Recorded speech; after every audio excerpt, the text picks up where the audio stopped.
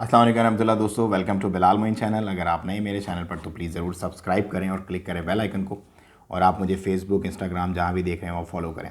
आज हम डिस्कस करेंगे ओमान की, पाकिस्तान की और इंडिया की कुछ अपडेट्स।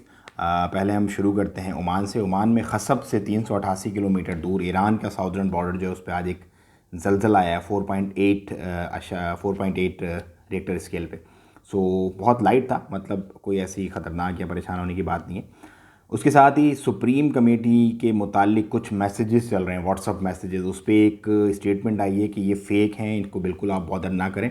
तो वो तमाम लोग जो ये फ़ेक मैसेजेस फॉरवर्ड कर रहे हैं, प्लीज़ ऐसा मत करें, क्योंकि यहाँ पे आपको पता है सज़ा होती है। कुछ भी गलत बात जोड़ने की सुप्रीम कमेटी से या किसी भी बंदे से यहाँ पे उसकी आपको कड़ी सज़ा मिलेगी, तो ऐसा आप मत करें।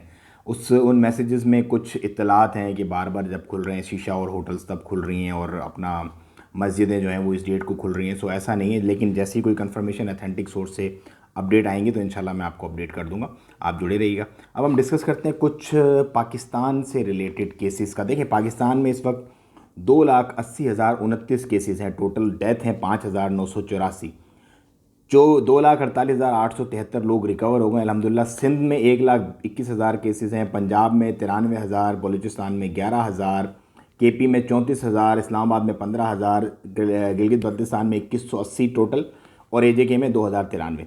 लेकिन ग्राफ जो है वो शदीद तेज़ी से नीचे की तरफ जा रहा है। अब इसके पीछे क्या वजह है, क्या वजूहात हैं, उसको तो खैर डिटेल में मैं आपको बताऊंगा पूरा। एक अभी मैं क्योंकि स्टडी कर रहा हूँ कि कितने केसेस की टेस्ट हो रहे हैं, रिपोर्ट्स उसमें पॉजिटिव कितनी आ रही है, उसमें थोड़ा वर्किंग टाइम लगेगा। लेकिन उसके बरक्स अगर हम इंडिया का जिक्र करें, सो इंडिया में जो है वो तादाद अभी तकरीबन 1.8 मिलियन कन्फर्म केसेस हो गए। 18,03,695 कन्फर्म केसेस हैं, 38,135 डेथ हैं, 11,86,203 लोग रिकवर्ड हैं, और एक्टिव जो केसेस हैं वो इस वक्त 5,89,357 हैं इस वक्त। और जो मेन उनके जो ज़्यादा मतलब समझ लें महाराष्ट्र है, महाराष्ट्र के अंदर 4,31,000 के करीब केसेस हैं, और 15,000 डेथ सिर्फ महाराष्ट्र के अंदर है। सिर्फ एक जो रीजन है उसके अंदर इस कदर जो है वो मामला हैं। लेकिन वर्कआउट कर रहे हैं, उस पर काम चल रहा है, देखते हैं क्या बनता है। कुछ मामला उम्मीद है कि अच्छे ही रहेंगे। अच्छा, उसके बाद ब्लड के लिए अपील की है, ब्लड डोनेशन करें ज़्यादा से ज़्यादा। आपने देखी होगी मेरी वकूफ़ रफ़ा वाले दिन की वीडियो, मैंने गया था सुल्तान काबूस हॉस्पिटल, और वहाँ में भी मैंने आप लोगों से अपील की थी कि प्लीज़ अपना ब्लड, जितने भी लोग 1 साल से मौजूद हैं ओमान में और वो बाहर नहीं गए अपने अपने मुल्कों को, तो वो ब्लड डोनेट कर सकते हैं। ज़्यादा से ज़्यादा जाके आप प्लीज़ प्लीज़ डोनेशन दें, ताकि लोगों की जानें बचाई जा सकें। ब्लड देने से कुछ भी नहीं होता, कुछ भी नहीं होता, बल्कि रिफ़्रेश होकर आपका नया खून आता है और आपको मज़ीद जो है वो क़ुव्वत बख्शता है। उसके साथ ही इंडियंस जो लोग जाना चाहते हैं अपने घर वापस, उनके लिए एक होम क्वारंटाइन, जैसे कल मैंने आपको बताया था कि 7 दिन इंस्टीट्यूशनल और 60 दिन डोमेस्टिक कर सकते हैं, वो 14 के 14 दिन डोमेस्टिक कर सकते हैं, मतलब अपने घर पे क्वारंटाइन कर सकते हैं। लेकिन 96 घंटे पहले की PCR रिपोर्ट उनको देनी पड़ेगी जिसमें कोरोना निगेटिव हो।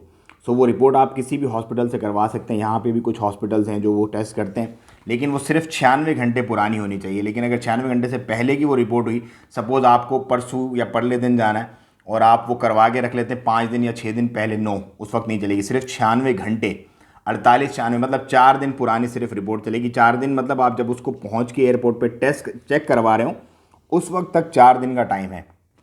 सो उसी हिसाब से अपनी PCR टेस्ट करवाएं जो नेगेटिव हो, और वो आप शो करके अपने घर पे ही 14 दिन का क्वारंटाइन कर सकते हो। तो एक बहुत बड़ी रिलीफ है, क्योंकि लोग परेशान थे, पैसे भरने पड़ते हैं, फिर घर वालों से दूर रहना पड़ता है, फिर वो आपको पता है क्वारंटाइन वाला मामला फिर थोड़ा सा बस वो कॉम्प्लिकेटेड ही हो जाता है।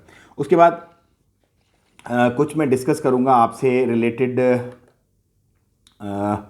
सिंगापुर वालों ने क्या किया है कि मैंडेटरी कर दिया है। उन्होंने जितने भी ट्रैवलर्स आ रहे हैं, क्योंकि उन्होंने बॉर्डर्स अपने खोल दिए हैं, सो उन ट्रैवलर्स को जो है बैंड वगैरह एक दे देते हैं इलेक्ट्रॉनिक, जिससे वो क्वारंटाइन अपना जो भी लोग होते हैं ट्रैवलिंग वाले जो फॉरेनर्स आए हुए होते हैं उनको ट्रैक आउट करते हैं। इसी तरह मलेशिया ने भी मैंडेटरी कर दिया, मास्क मतलब पहन के रखना है लाजमी।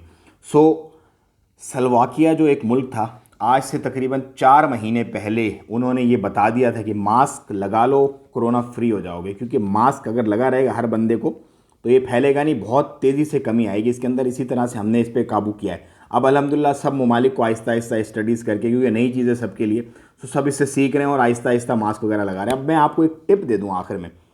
टिप ये है कि देखें, बिटकॉइन बहुत तेज़ी से ऊपर गई थी, अब इसी तरह सोना जो है वो बहुत तेज़ी से ऊपर जा रहा है, हर बंदा इन्वेस्ट करने में लगा हुआ है, सोना सोना सोना सोना सोना।